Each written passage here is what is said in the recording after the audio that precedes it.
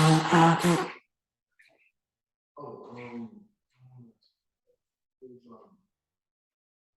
is Argentina Portugal or Portuguese? Sorry. Yeah. Okay. Only one country in South America speaks Portuguese. Is it Brazil? Just Brazil. Oh, okay. And yet, Portuguese is the most common language spoken in South America. That tells you how big Brazil is compared to the rest of South America. It is a big country, a lot of people. Yes. Also learned about the some of the old native languages and about how common they are. Which is interesting because the native language, obviously there's Native Americans in North America as well. It's interesting how those languages aren't really super common outside of plantations at all, but down there. So, Yeah. Well, I think that there was less of a colonialization of South America compared to North America. I think they changed the culture less. I think it was more of an assimilation, whereas here we kind of segregated, sent them off to places they kind of just either enslaved or. Yep. They didn't send them anywhere. They just said, "All right, we're one group of people now." Different cultures took over South and North America, and the way that it turned out, I think, is indicative of the differences in those cultures. So, yeah, it's definitely a different experience. In Brazil, they still use one of the only words that I know that is an indigenous word that they still use in Brazil is the word for pineapple, because pineapples are actually native to Brazil. Really? Yeah. That's interesting. Is it Albania? No, because they don't use a word that has pine in it at all.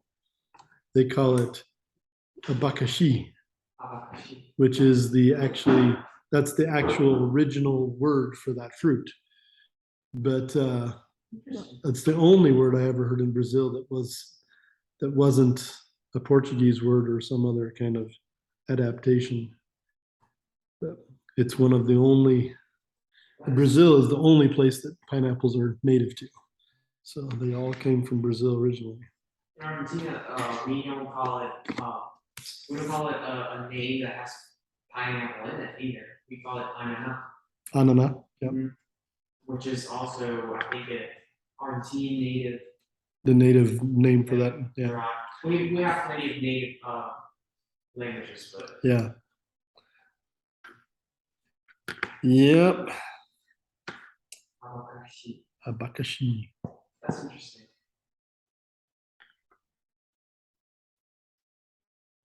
All right. Well, we'll wait and see if people are going to connect with us before we get started today. Brazilians also, they don't eat pineapple raw. Usually, they almost always cook it. On a barbecue. Yep, they grill it or they roast it somehow, and they usually combine it with spices. They do. So just like Mexicans, the way they eat corn.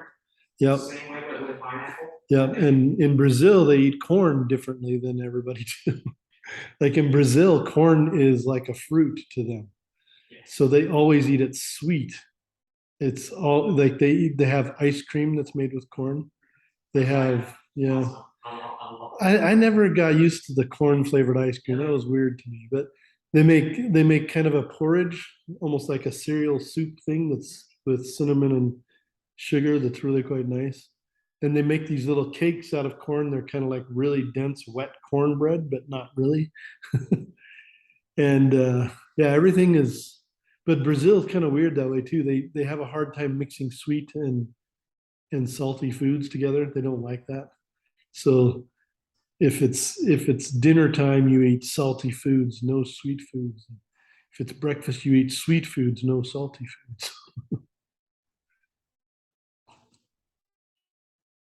Definitely, yeah. I in Argentina we eat pineapple raw too. Mm-hmm.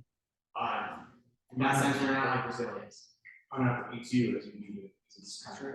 Enzymes. Yeah, It's- enzymes, baby, enzymes. Yeah, That's why people use it to tenderize meat. But I think Brazilians do drink pineapple smoothies. They do. So in that case, they do it raw. yeah, they do. That's probably the only way that I ever had raw pineapple was actually in caldo de cana. You know what that is? Sugarcane juice. Yes. Yeah. Yes. Like in Sugarcane Brazil. juice, or sometimes they do coconut water. Yeah. That's more in the north. Like where I was in the south, nobody ate coconut hardly at all because it was just not available. But in the north, they eat it constantly up in the northeast. But yeah, down in the south, it was mostly sugarcane juice. So they just crush sugarcane and they crush the juice out of it, and then they'll throw a little piece of pineapple in there to give it a little extra flavor. And that's one of the best things in the world when it's hot outside is ice cold sugarcane juice. So good. So good. Get some caldo de cana and a churro. They always draw out the word when they're selling them on the streets. They have these guys in their trucks, the big speaker on top, churro, con dolce de leche, churro, con dolce de leche. Super good. So remind you of home? Oh, When good I came times. to Nebraska, I was not expecting to have a teacher say "Zoo." Churro. Oh, they're so good. It's like this 3 foot long donut with caramel in the middle. You're like, there's nothing better. It's so good. So good. You know what I really liked down there was when you go to an ice cream shop and there's like 50 flavors of ice cream, all of them, like most of them different fruits. Okay. Like so many different fruit ice creams are so good. Yes. I loved grape ice cream. That was like my favorite. Grape ice cream. Yeah. It is really hard to make grape ice cream because grapes don't freeze. Yeah. Well, they literally just juiced wine grapes Yes. and mixed it with the ice cream. And For like, example, I think you cannot have peel of grape to like ice cream. you have to be careful because it has to be done very quickly before it starts to ferment. Yes. Because if you get the alcohol in the ice cream, it tastes bad. But yeah, they did a good job of it where I was. Yeah, Like, definitely there's a lot more ice cream flavor variety in South America. piccole, piccole, right on the streets. So they sell the little ice pops. Did you try the Brazil leche ice cream flavor? Yeah, that's Awesome, good. isn't it? It's really good. That's the most common ice cream flavor. Yeah, and they sell the little ice pops for like when I was there, they were like 10 cents a piece. These kids would go around with the little carts selling piccole, piccole.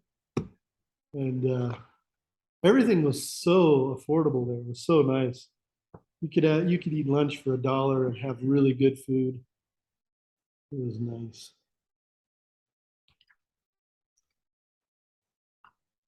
My wife knows how to make some of the foods that are my favorite foods from Brazil. Did you ever have coxinha? Where it's like the little dumpling that's stuffed with chicken and fried in Brazil. It's like, yeah. Coxinha means little thigh, little leg, little chicken leg. But it's Cochina, coxinha, with their little tilde over there. Coxinha. No, it's NHA. I think. X-I-N. Oh, right. It is X, not CH. It's COXINHA, right? Coxinha? Yes. Yeah. No, I've never had these, but they now know they're. Do you have empanadas? Oh, yeah. But not Do you in. have Argentinian empanadas? I did not, but we didn't have empanadas in Brazil. I've had Peruvian empanadas and lots of Mexican empanadas. I want to try Argentinian. Do they cook theirs in what kind of leaf do they cook them in? What was that? What do they wrap their or no, sorry, I'm not thinking the right thing. What do they put in their empanadas? It's beef. Do they put egg? With spices and onion, sometimes olives. Do they put the And, egg inside, or is that Peru? yes, They do put the egg they do inside. put, boiled egg inside. Yeah. And we also put, what are these called in English? The dehydrated grapes, The raisins, yeah. raisins. Yeah. We also put some So I raisins. have had Argentinian empanadas, and they're delicious. I do think that the sweetness of the raisins combined with the Oh, it's really good. zestiness or pickliness of the olives. Yeah. Combined with flavor of meat. Yeah. It's phenomenal. Yeah, it's a really good Do you mix. have them, do you have deep fried empanadas or bacon or oven baked? I've had both. So They're both good. Yeah. Of course, oven baked is a lot more healthy. yeah, but don't they deep fry them in like beef fat so it tastes really good? They do, yes. It's like, Wow, it's like that's it's like solid vat of beef Yeah, it's tallow, so bad. and then they heat it up so it's like boiling beef fat, and then And they typically fried our it. fries, So our good. fries are. There's a restaurant chain in America that's like known for doing fries and beef fat. Yeah. Yeah, I can't remember what it is. And it's just like, it's a thing because it's so bad. So, I think it's like Five Guys, isn't it? I thought so too, but then I think maybe.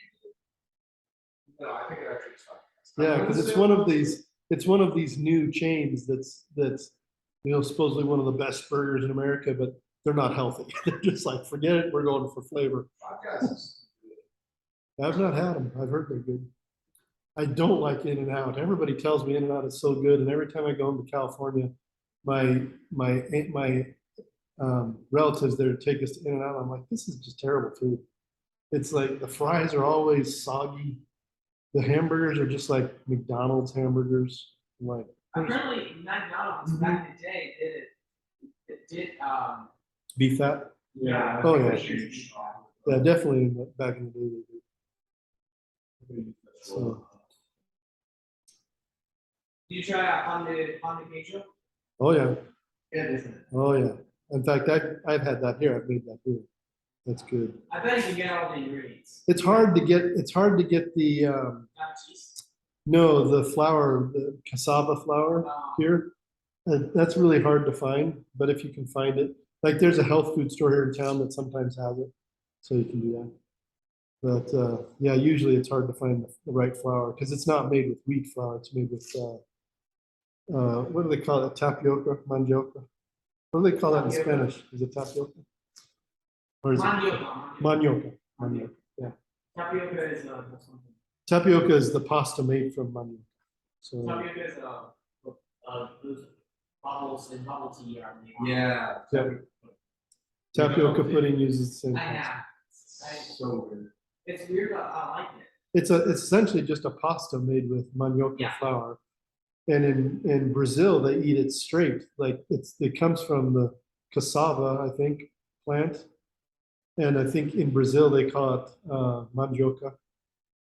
And it's like a potato almost, but really dry and really fibrous. And in Brazil, they just chop it up and boil it and mix it with some cheese It's and actually tapioca cream. starch. yeah. It's not mandioca. And it is different type of. The starch for tapioca comes from manioca. Oh, I didn't know. Yeah, that's the starchy part of it. So they would separate that out into a flour. When you make manioca into a flour, you're making essentially tapioca starch. If you just grind up the manioca, you get cassava flour, which is different. It's much rougher and it has more flavor than tapioca does. But most people don't like it because it's so dry. I think in Argentina, we don't say cassava, we say whether either mandioca or yuca. Yuca, yeah, it's the other word for it. And I don't think cassava is exactly the same thing. They're like the same family of things. And I think the cassava actually comes from Africa. But they're essentially the same thing, just slightly different because from different parts of the world. But anyway, yeah. In Brazil, they make a topping with it. They just chop it up and fry it with like onions and herbs and spices and stuff. And then they throw it on top of their beans, like their feijoada. You ever had feijoada? It's like this bean stew. It's made with like all the parts of the pig mixed with beans and stuff. Feijoada is, Oh, no, never had it. oh, it's really good. Probably gives you a lot of, collagen. Yes, because they literally cook the whole pig. Yeah, It's just like everything in one pot. looks pretty good. I don't know if I would eat it because I know what's in it. It's really delicious. And most of the Oh, I bet time, it is. Looks most of the time, that's probably the most eaten meal in Brazil for holidays and special days. It's the most important, it's the most common special meal. And then beyond that, you have churrasco is the next most common. The thing they really didn't like in Brazil was pizza. pizza. Yeah, they Pizza? didn't. Is it like a thicker crust pizza? No, it was really thin crust, but not chewy.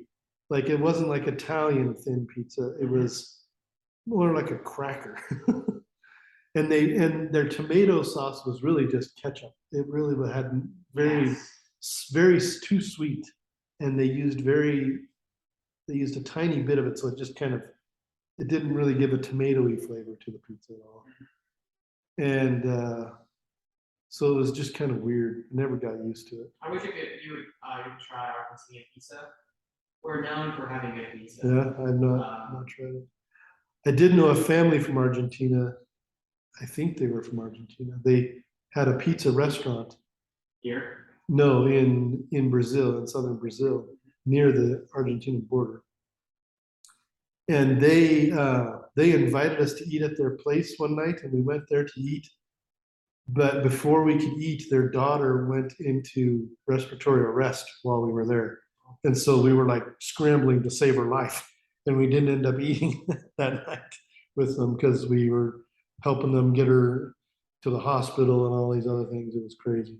Oh, She survived, but it was were still you gonna pretty eat crazy. pizza? Yeah, we were gonna have some pizza and some pasta. And they had their own. They actually had their own winery on the premises, but they didn't make wine. They just made juice to serve with their pizza. So they made juice and pasteurized it so it wouldn't go turn into wine. But we got to taste that, and that was delicious.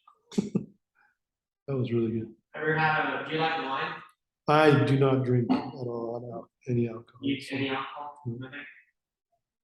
I That's do a not. really good thing. Yeah, alcohol is. I don't know. Alcohol is kind of weird because we think of it as kind of an acceptable thing, an acceptable drug, you can call it maybe.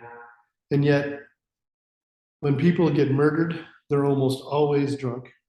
When people murder, they're almost always drunk. Like 70 to 80% of murderers are drunk. 70 to 80% of people who get murdered are drunk. It's one of the worst poisons for the body. It's by far the. Not everyone, but It makes you stupid for one. But it's one of the worst things you can put in your body as far as poisons go. It's easily the worst thing that we eat regularly that is a poison. What about like all these trans fats and crap? No, alcohol is far worse. Alcohol is far worse than any of them, and the effects are immediate. So it immediately starts killing brain cells. It immediately causes cancer. Any amount of alcohol in your body will cause cancer in your body immediately. And it's one of the leading causes of cancer. It is the leading cause of cancer in the world today, without a doubt. So ever wonder why a doctor asks, the first thing they ask you is how much do you drink or do you drink? That's why, because they immediately will check for cancer because it's a cancer causing drug. So it's not well publicized because the alcohol companies lobby against anybody saying that. But in Europe, that's well known. It's right on every bottle of alcohol in Europe. It's a leading cause of cancer. So it's also like such a part of culture. Yeah, because it's so easy to make. Here, talk about murders here. I went to Europe. People's just cigarettes, they have a massive tax on them, like you said. It's the big label on every box. Yep. People are either high, smoking cigarettes, or drunk there. All the time. All the time. And it's depressing in a way because it's like, can't you just live and be sober? Yeah. 5 minutes at a time. The problem is that once you do drugs, you can't really be happy without them. It's for marijuana relaxes you. And once you've used marijuana to relax, you have a hard time relaxing without it. Sure. Right? So people who want to, ease stress or whatever else, or they just want to be high, they have to have it to continue that high. Mhm. People with alcohol get more, they tend to become a little bit more aware, hyper aware. They get, it's an upper essentially, but only for a short amount of time. And eventually it plateaus and then it drops off and you become immediately depressed. Yeah. So to maintain that happiness, you have to do it again. People who get drunk, most people who get drunk feel more socially cool and loose and, ready to party and all this stuff.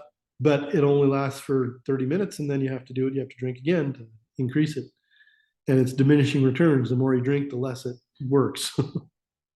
So, and that's true of all drugs. In fact, it's even true of food.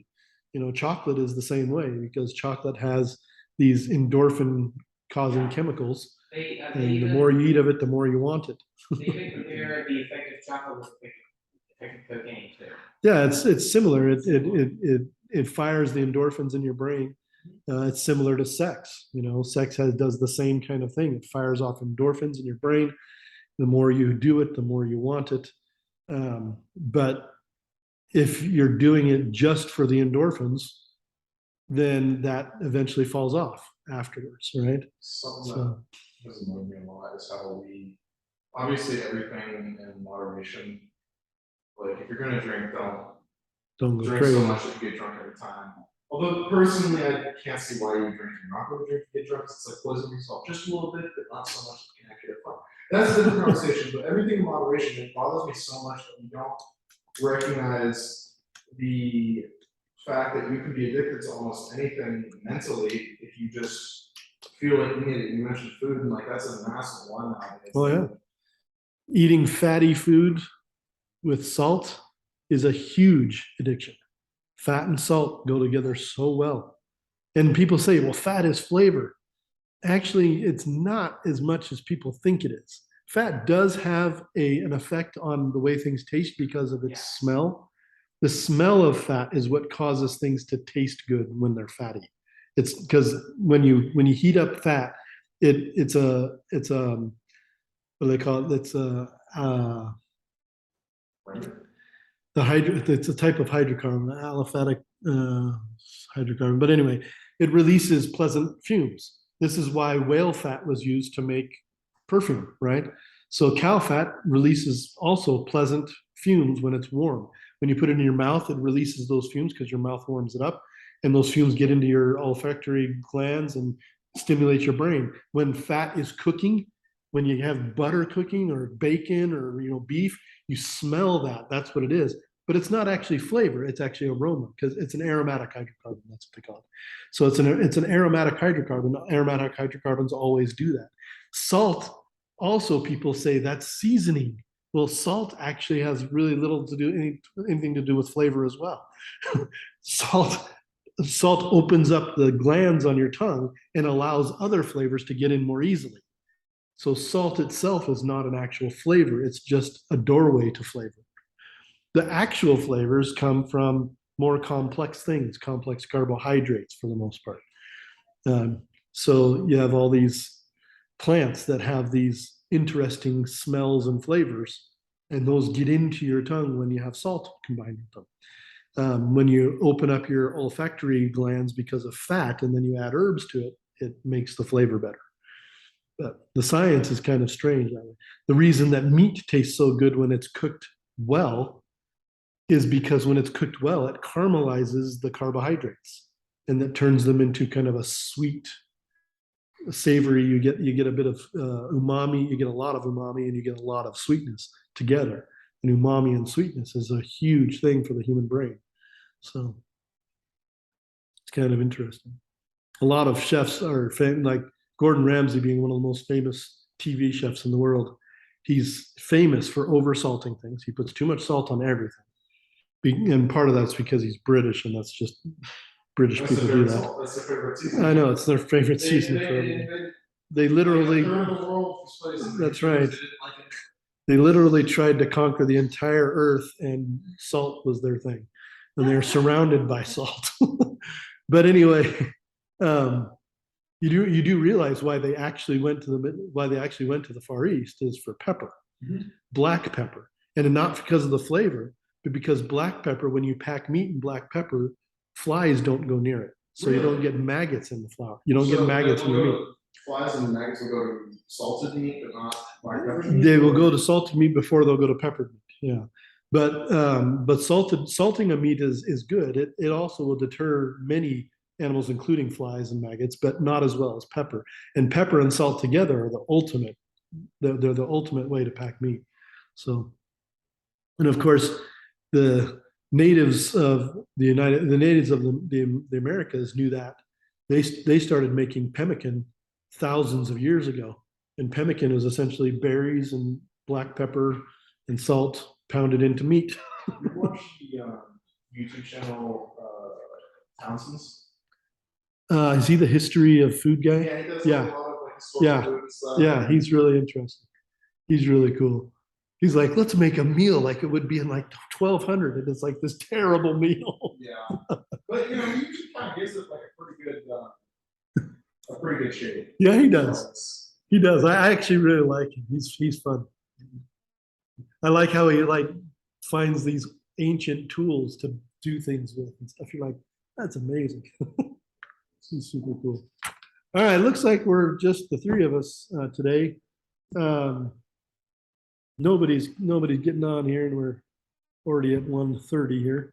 Not that big a deal. We don't have a lot necessarily to cover. We talked about how you might go about putting together a team or figuring out what you might need in a team in terms of people, resources, talents, abilities, and so on. And one of the things that we talked about was organizing. A team needs to have some kind of order, some kind of something that is guiding them through the process of completing a project. And we can use, there are many tools out there that people use to do this. Unfortunately, today, the most common tool really is the texting app on the cell phone or the messaging app in some kind of social media thing. We tend to use that now as our communications tool and our scheduling tool and our everything tool. We store information there. We use it as an all-purpose tool. It's not really very effective for that. Everybody knows that it's easy to lose a text and you have to scroll around for it or search for it, and it's not necessarily the most efficient thing. It's also a really bad tool for presenting what you've done. Imagine going to a meeting with some investors, and the investors want to know what you've been doing with your time and your resources for the past month, and you pull out your phone and you start scrolling through text and say, well, I did this, well, I did this. They'd withdraw their funding immediately because they would know that you weren't keeping track of what you were doing.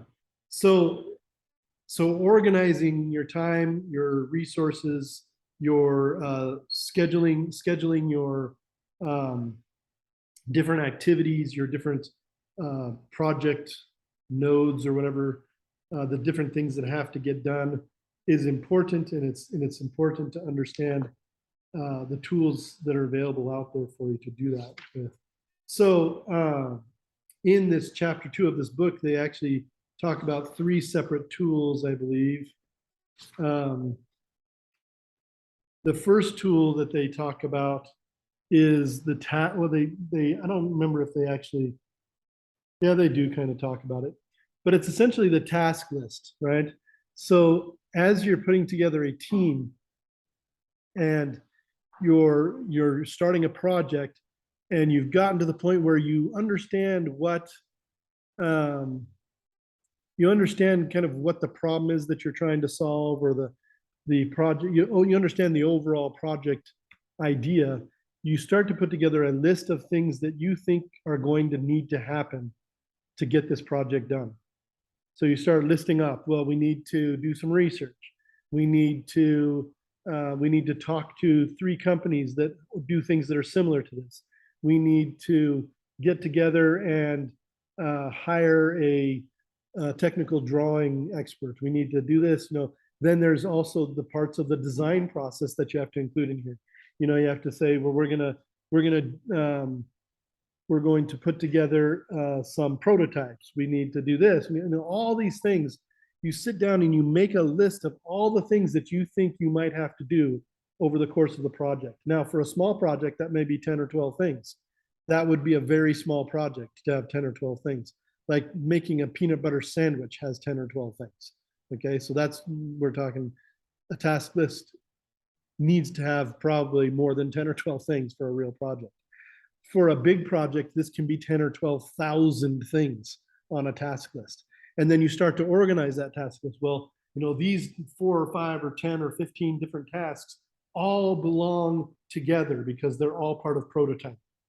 These, 17 tasks over here all belong together because they're all about research before we start designing. They're like the preliminary research on the project. These ones go together. You start to organize. You make a task list of everything you think you might need to do, and then you start organizing it. You start grouping things together. You start maybe even putting things in order within a group. You say within a group of prototyping, you're going to do this first, and then you're going to do this, and then this. And as you're doing this, you're going to find that other things come to your mind. Oh, we forgot about this task. And so you start inserting tasks, or you come to the point where you look at 2 or 3 different tasks and you're like, really, these are all the same task because they're all done at the same time with the same people in, kind of in conjunction with each other. So we just reduce 3 things to 1 thing, call it something else. And the idea of this task list is to be able to write down all the things that you need to do, to remember things that you need to do, to think of other things that you didn't think of before that you need to do, so that you can actually keep track of these things eventually. Because if you didn't know that it needed to happen, you're never going to keep track of it. You're never going to remember it. You're never going to do it if you didn't actually know that it needed to be done. And that happens a lot in projects. It's a very common downfall of many projects. Things that nobody thought to do because they didn't sit down and make a list of the things that needed to get done for a project at the beginning.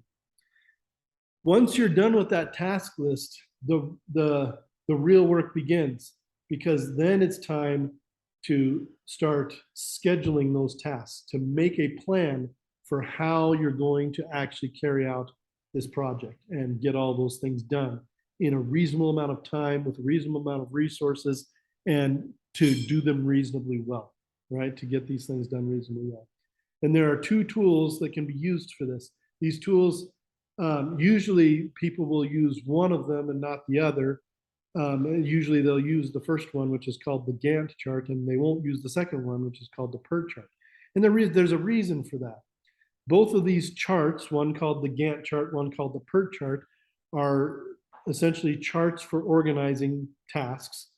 But one of them, the Gantt chart, is more practical in terms of when things need to happen, how long they're going to take to happen, and when you can get them done, and what's going to happen after them, and what's going to happen before them. It's very much about the practical organization, the nuts and bolts, the logistics of the project. Okay.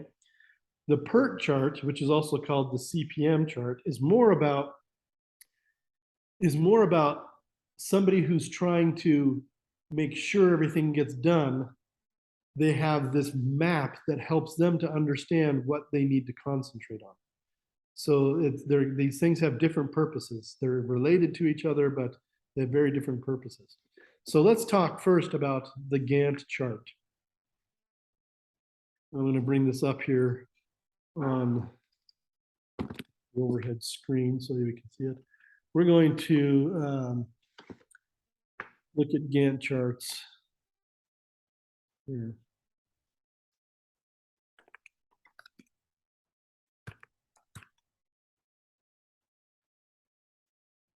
So this is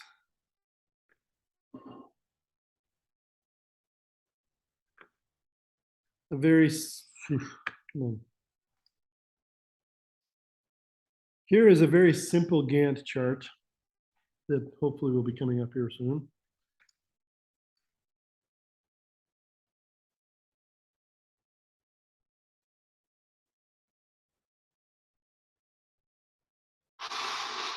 There we go. There we go. Okay. Finally. So here's a very simple Gantt chart. Let's see if we can zoom in on this. Here we go. This is not for an engineering project. This looks more like a marketing project. So that's fine. But for most Gantt charts, you have lists of tasks, and you might even have subtasks. So you might have vision and strategy, and there might be A, B, and C, 3 subtasks beneath that, and that's fine too. But this one just has a list of 13 tasks you can see here, and those usually go down the left side of the chart. And then across the top, you usually have time scales. This time scale here is month by month.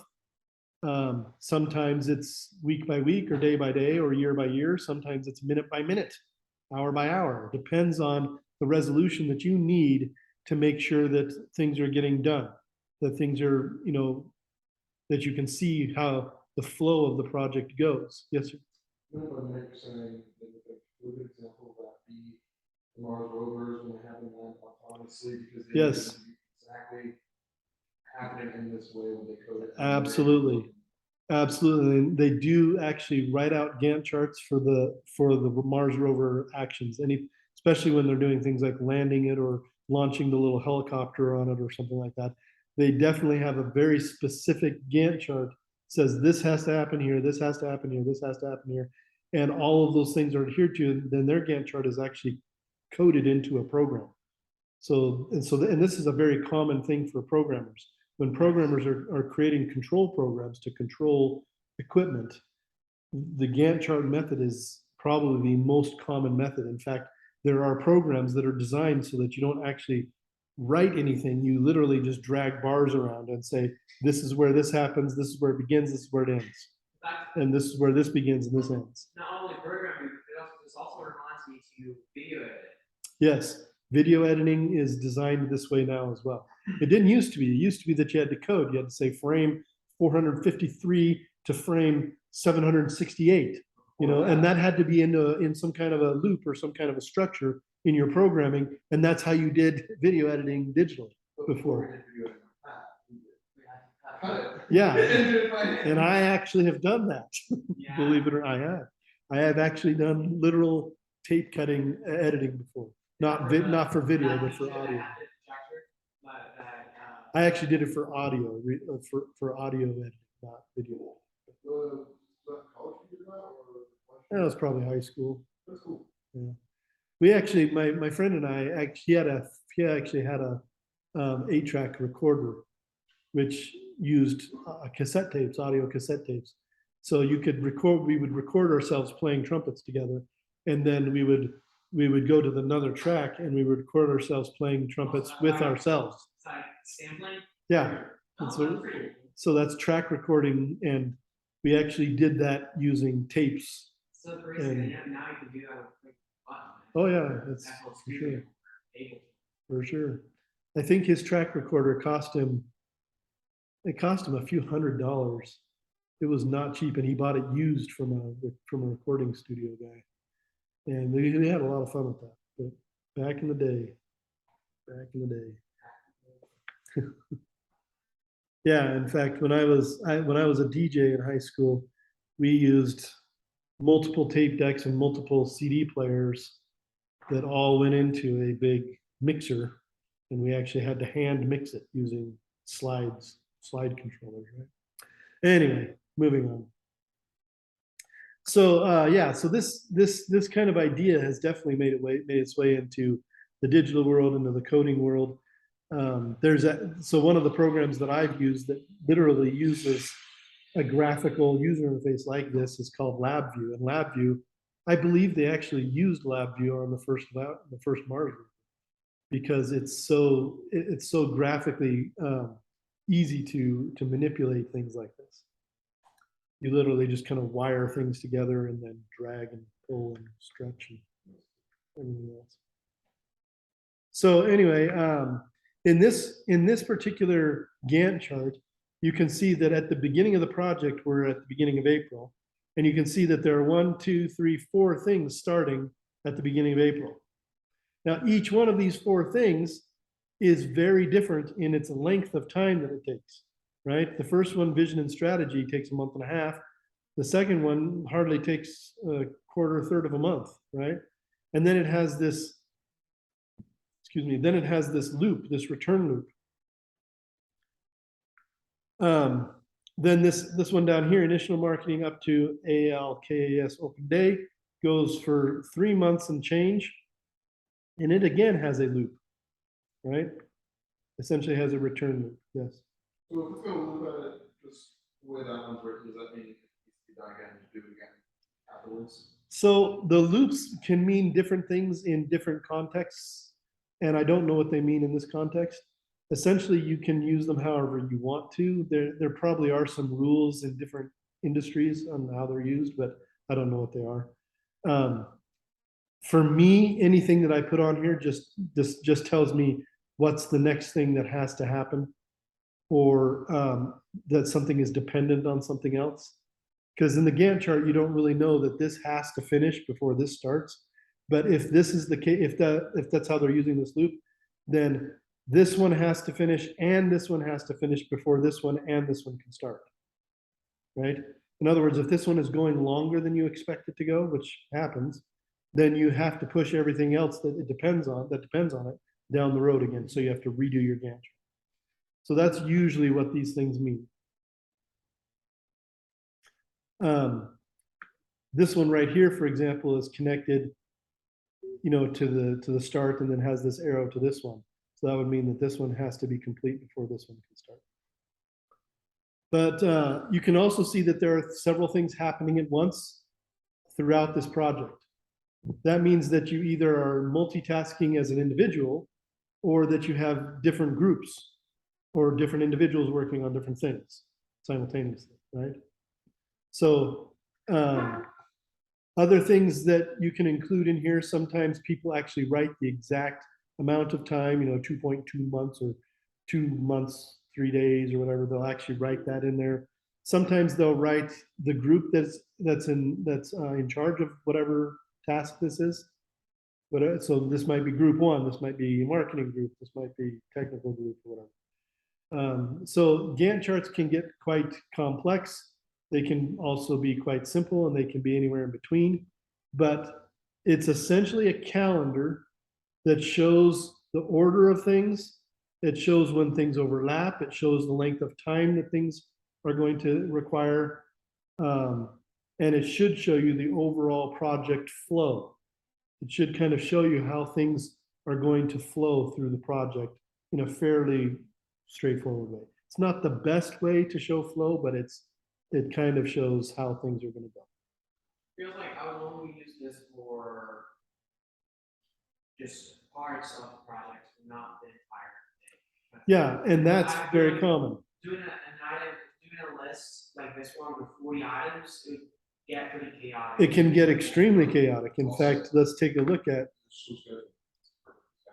Yes. It recurs on a weekend. The assignment that we have, I'm just going to give how we can schedule it or a Gantt chart. Just hour by hour, day by day, what happens when. So here's one that's obviously, well, let's see, that one's not showing the whole chart.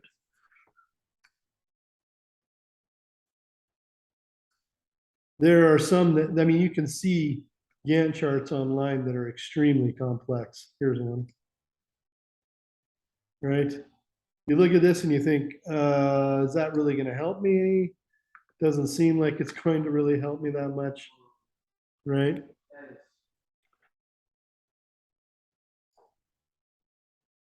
And you start to think, is it really worth it?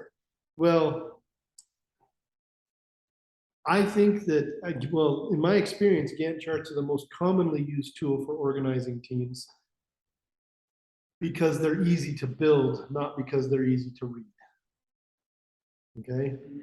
And you can definitely tone it down and say, we're going to have a Gantt chart for this month or a Gantt chart for this group, and that simplifies things for sure. But they definitely have their uses. But one of the downsides of Gantt charts is they usually change. Usually you have to update them pretty regularly. Now, the great thing about Gantt charts, one of the great things about them is that building them has been, they've facilitated building them in many different ways. You can go online and find 100 different websites where you can build a Gantt chart for free. Just type in all your tasks, type in all your estimated times. Sometimes they even help you with your estimated times because we're going to talk about calculating estimated times for tasks here in a second. But these websites now do this for you. And all you have to do is look up free Gantt chart on Google and you'll find a bunch of different ways to do this. You can also build Gantt charts in Excel. Excel does have some templates for Gantt charts. And if you're really ambitious, you can go out and look for somebody who has programmed an Excel worksheet so that it makes Gantt charts very well. And then you can just download that. But really, I think the best way to build a Gantt chart after you're done with your task list is to just find a free one online that you like and just plug in the stuff and it generates the Gantt chart for you. Really quite nice. And then changing that is just a matter of saving that generated Gantt chart and going back and altering it here and there and having them generate a new one. So that is the idea of the Gantt chart. Does anybody have any more questions about the Gantt chart? We've talked about a few questions. Is there any possibility to do, I know it doesn't sound very logical, have little tasks to do, it can be, for me, a little more intuitive to do a vertical chart. I actually have seen somebody do a vertical Gantt chart where tasks come down from the top. And that does make more sense to our minds because we generally think top to bottom rather than left to right. But most of the Gantt charts I've seen do go left to right. I don't think it matters one way or the other how you want to do it. So I've also seen interactive Gantt charts, like there are apps for this. We have interactive Gantt charts where you can click on a task and it'll take you to, essentially a little link about that task. It'll give you all the instructions. It'll give you resources. It'll tell you, you can put in phone numbers of people, whatever you want. And then when you're done with the task, you can click on the done and it will change in a different color or something like this. That actually, I think you can do that through Microsoft Teams. And I think you can do it through there's other software and apps that you can download for free for that. And that can be quite useful because it essentially keeps track of things while you're doing things. It'll actually even automatically push dependent tasks forward automatically for you if you're late on a task, it's taking longer than you think. So people have codified this into all kinds of useful applications. The interesting thing about this is this was actually invented in the early 1900s, right about the time of factory automation, right?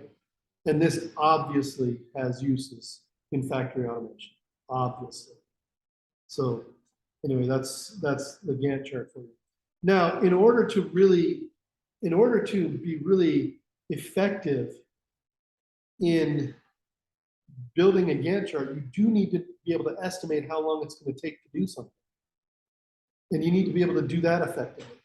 And there have been studies about this, very, very in-depth studies about how we estimate our time.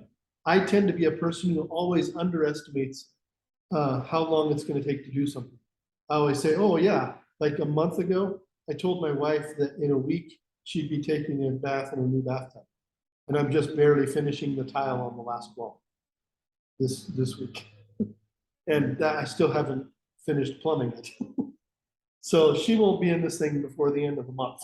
And that's been almost 2 months now. So I'm always doing that. That's just my nature. Some people always overestimate the amount of time, but most people underestimate. So there's actually a formula, and you can find it online, but I'll just give it to you here. There's a formula that you can use to calculate the formula. It's called the expected time formula. So if you just go to Google and do expected time formula.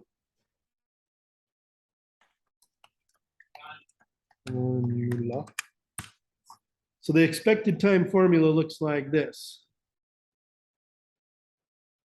That's actually not a good version of it. unless you want to calculate the variance. This is a better one. So this is the better, this is a better one right here. You essentially have, here we go. It's O plus 4M plus P over 6. Now O is the optimistic time. So that's your underestimated time. So if everything goes perfectly and you get everything done exactly on time and everything goes well, that's your O time. So if you think it's going to take you 5 minutes to make a sandwich, and that's you think the fastest time you can do it in, then that's O is your 5 minutes. Yeah. Yeah. So that's your optimistic time, right? Then the M here, the M in this equation is the most likely time. You say, well, probably it'll take me 7 minutes or 8 minutes, probably. And you put that in there and you multiply it by 4. And then the last one is the pessimistic time estimate. That's the longest amount of time you can think. If everything goes wrong, if your dog comes and eats the sandwich, all these things you put in your pessimistic time. You take your optimistic plus 4 times your most likely time plus your pessimistic time and divide by 6, and you will get a good estimate for the duration of that activity. It's probably the best estimate you're going to get. You can also calculate and get an estimate for the standard deviation of that activity by taking your optimistic and your pessimistic, taking their difference and dividing by 6. And then the variance is the square of that if you're interested in the square and the. Is it b minus x over 6? Yeah. To the second half. Yep. Yep. So the standard deviation tells you how far off you're likely to be from the expected time. So from that first number, your standard deviation, if your first number is 10 minutes and your standard deviation is 2 minutes, then that tells you that you're very likely to be between 8 and 12 minutes because your estimate was 10, 2 minutes is your standard deviation. You're going to be within one standard deviation of that for about 80%, about 60 or 70% of the time. And the variance is just the square of that. They even give you a probability formula for accomplishing Yep. project. Yeah, and you can calculate the probability using that formula as well. And these are all estimates, but they're pretty good estimates. They work fairly well when it's a human being putting in these numbers instead of some kind of computer or something, right? So these work fairly well for that. So what you do after you make your task list before you start your Gantt chart is you go through each one of the activities and you try to make an estimated or expected time for each one of those. And maybe you have 2 or 3 people do it and then average them or something like this, just to get an idea of how long you think things are going to take. And then you can build your Gantt chart with the proper times built into the Gantt chart. Now, the very last thing is the PERT chart. So a PERT chart looks like this. PERT stands for, I can't remember what it stands for. It's often called a PERT network or a CPM network. CPM means critical path method. And I don't remember what PERT stands for. Program evaluation. Yeah, it's something weird. But I like CPM better. I remember PERT more often, but CPM better because CPM stands for critical path method. And a critical path chart looks like this. It's a bit different than a Gantt chart. Here is a PERT chart where you have a starting node here, and then you have task nodes, and then you have an ending node. And this chart is more like a map where it shows how things flow from one thing to the next thing and how they depend on each other. You can't look at a PERT chart and say, and tell how long something is going to take right away, like you can a Gantt chart. With a Gantt chart, the longer the line, the longer it takes, right? But you with a Gantt chart, you can't always look at it and tell what task comes after a particular task. Whereas with a PERT chart, you can easily see how one task follows another task or how two tasks happen at the same time. So the PERT chart is really good for looking at the overall flow of the project, where the Gantt chart is more about looking at the time scales of the project, right? Now, in order to understand something of real value from the PERT chart, you need to put in how long each one of these tasks take in each of the nodes. So this first task 1 is duration 4 days, where task 2, which happens at the same time, is duration 6 days.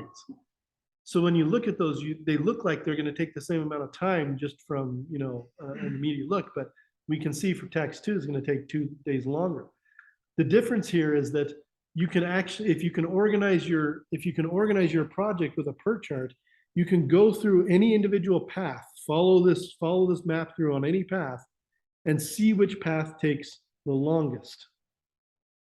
Because whichever path takes the longest, no matter how you go through this, that's going to be the one you need to concentrate on as a leader. Why? Why does the longest path need the most attention in a PERT chart? No, you have to take all these paths. All these paths have to be taken in order for the project to get done. Okay. That longest path, potentially do some other stuff, but you should start the longest path as early as possible because. Well, and if something goes wrong on the longest path, what happens to all the other paths? They sit around twiddling their thumbs, waiting for that longest path to be done, because eventually they all come together at the end, right? So that is what we call the critical path. And that's why we call it the critical path method. The critical path is the longest duration path through a PERT chart. And it's the one that you really need to pay attention to the most to make sure that it's on task, make sure that it's on time. Otherwise, your project overall will be late. The other ones will have what we call dead time or lax time. They'll have time when they get done with their project to wait for the longer project to get done. So then they can be moved over to maybe the critical path. They could be moved on to a different part of the project to make it go faster, or they could be doing something else or whatever. They could be doing an entirely different project while they're waiting for the critical path to catch up. But that's the main thing that the PERT chart is good for. As leaders and facilitators are helping people to get through a project, they can look at the PERT chart and say, this is where I need to be spending my energy and time. Right? Just like with the Gantt chart, the PERT chart needs to be modified if things go longer than they should. Needs to be modified if you find out there are more tasks that you need to do. And just like with Gantt charts, you can find programs that will build PERT charts for you. In fact, I think there's a program out there, if you build a Gantt chart, you can automatically build a PERT chart from it. But there aren't as many in my experience that work very well. So PERT charts tend to be built by hand from a Gantt chart. So you might have said this already, but what exactly is there between PERT and CPM? The same thing. They're the same thing. PERT and CPM are the same thing. Because I'm seeing some, I'm looking up charts and stuff. I'm seeing some that are some PERT charts that just kind of go and branch out and never return together. Some that do return together. Yeah, they should all. If you're talking about a project that has a beginning and an end, they should always come back together. But some people. I suppose that PERT charts are used sometimes in situations that aren't a project that has a beginning and an end. So they are not, they're more just used to show the flow of something. So they're considered that, I would consider that more of a flow chart rather than a PERT chart. But yeah, it's something that definitely should come to an end at some point. There are many different ways, different methods and different structures for PERT charts. You can see here that all the tasks are written inside these boxes. This PERT chart here has the tasks. Well, that one doesn't. Some of them put the task, here they put the task between the nodes. I personally don't prefer that, but some people do. Some of them don't have the times on them. They should really all have times on them if you're going to actually use them for anything like this. I think that the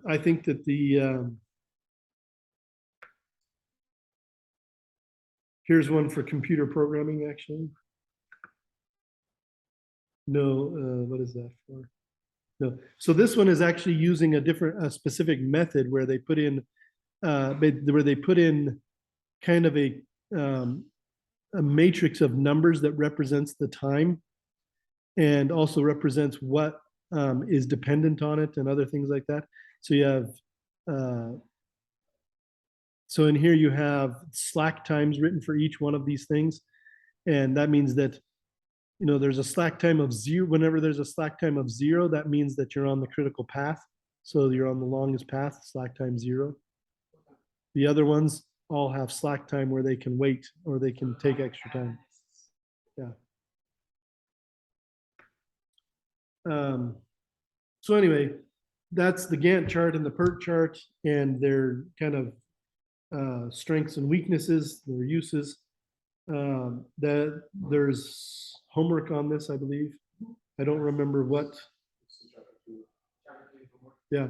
What do I give you a particular task or project to do? One is do a PERT chart, one is do a Gantt chart, one is do a task list. Yeah, task list. So all three of these things need to have a project attached to them, right? Well, what we're going to do is we're going to decide on an engineering project. When is that homework due? That was due this Friday. Friday, okay. And I just did my Gantt chart, so we must, all three have to be linked together. Yeah, we want to link them all together so that you're actually building a task list. Then from that, you're building a Gantt chart. From that, you're building a PERT chart, right? So we need to decide on a project, and that's the next step here. The next step is we're going to do a project for the next few weeks. What is that project going to be? And then we're going to start by putting together a task list and a Gantt chart and PERT chart. So here are the projects that I have available from previous semesters and from ideas that I've been given recently. I've already talked about one of these with you, maybe even both, but one of the projects that was given to me from a friend of mine over at the research farm is the project of designing an Arduino controller / data thing / all that. So that could be a project that we do here for the next few weeks. We could also do something less programming computery and a little more mechanical. And we could do the geothermal cooling system / heating system. Now, I don't remember if I talked about that much, but essentially we have a couple of solar panels, we have a battery, we have a water pump, we have a bunch of pipe, we have a radiator, some fans, and we tested this so that we know that they all work. And what we do next is essentially build a cabinet with the radiator and the fans in it, build and also the battery and the pump in it, and then figure out how to connect to this all to hoses, figure out how to fill it, because we need to fill it with water, or the more likely thing that we would fill it with to actually test it would be winterized fluid of some kind, like something that has some antifreeze in it. Probably just windshield wiper fluid that's rated to like maybe 50 degrees or something like that. Yeah, so because that's cheaper than actual antifreeze. And then to actually test it, to actually run it and test it and see how it works, right? So those are the two possible projects we could do. You guys are the only two here. I'm not interested in both. You don't want to do geothermal? No. Okay. So So you already want to do that thing outside of class as well, right? No, that was. so later on, if you wanted to continue with the Arduino project, Yes. you could do that later on as part of your project for That's yourself. what I want to do. Yeah. So if you want to do that later on for yourself as your I personal can start project, planning for this assignment, what I want to do for their project, and then later on. I just- you could do that, and that would be fine. And if you guys wanted to do separate projects, I'm okay with it. So If we do the same project, can we work together? if you do the same project, you can work together. If you do separate projects, then of course you're doing things on your own. So if you would prefer not to do anything with the mechanical stuff and just jump on Arduino, but you would prefer to do something more mechanical, that's totally fine with me. But if you'd rather work together, then you have to decide on which project to do. I feel like I might as well find something, work on those. Well, we can do, I feel like, both do our own project and collaborate.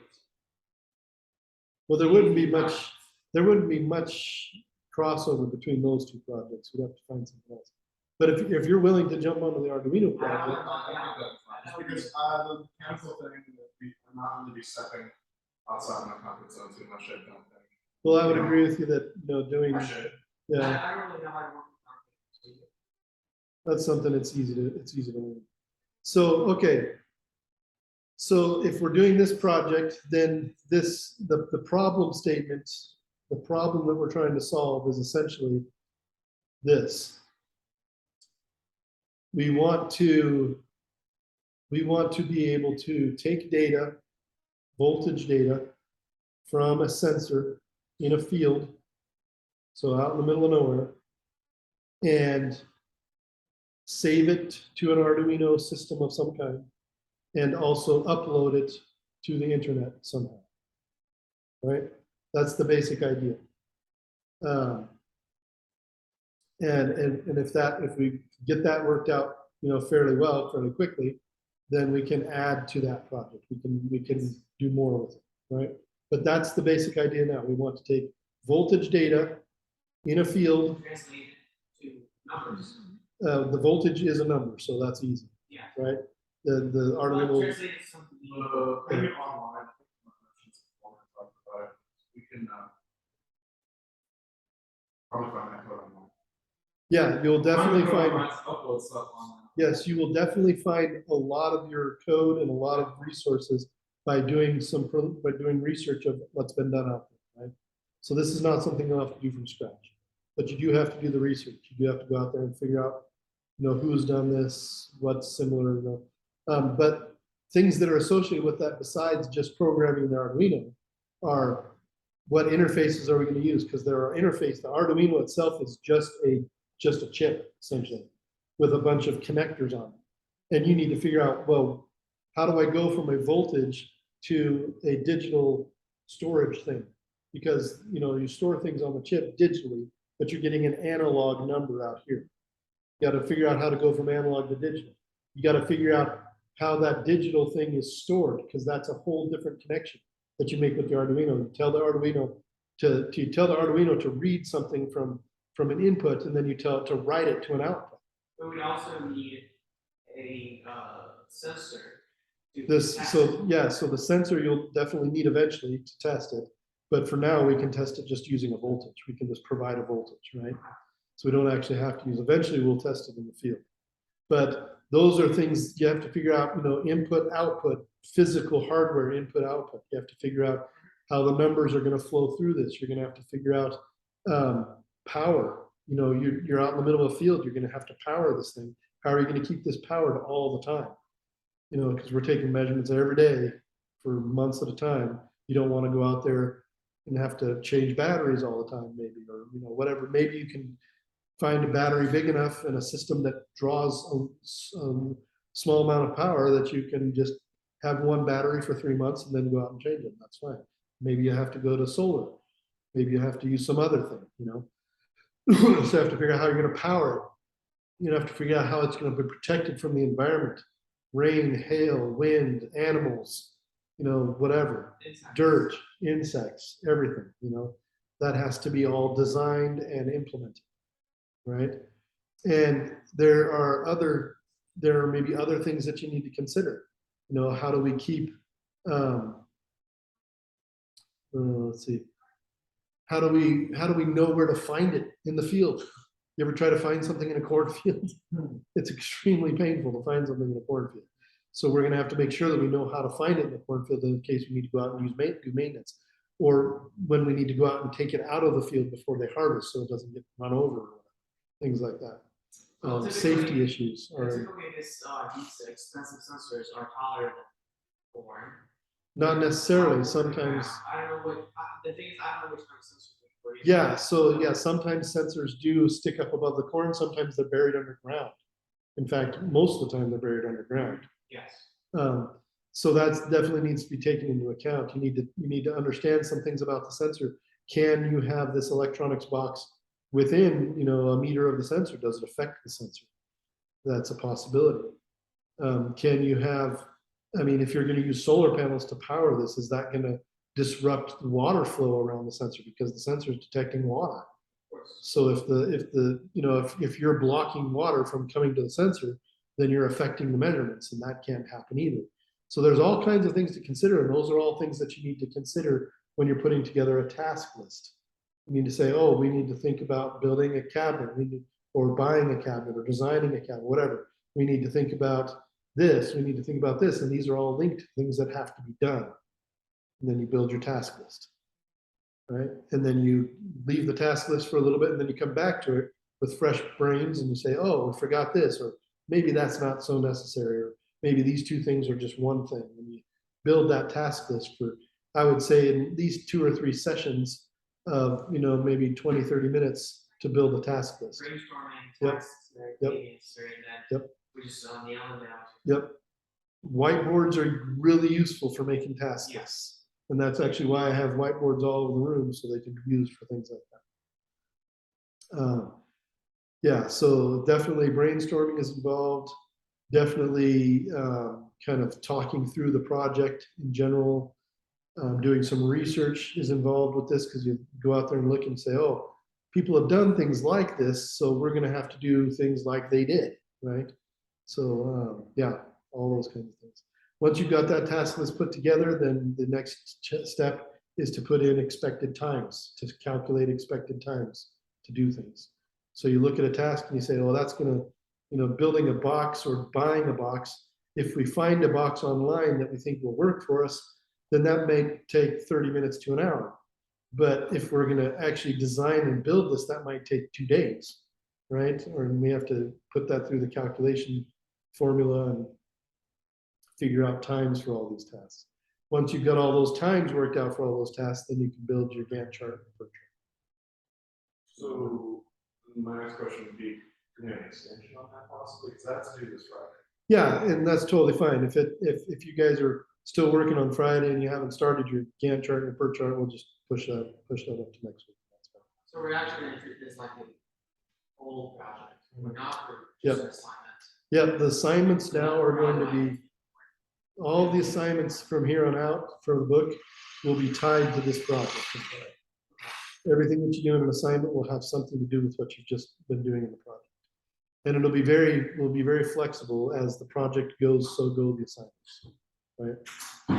When we finish one part of the project and we finish one assignment, then we'll move on to the next assignment, next part of the project. All right, we'll see you guys later. Have a good day. We'll meet again on Friday. Later. See you.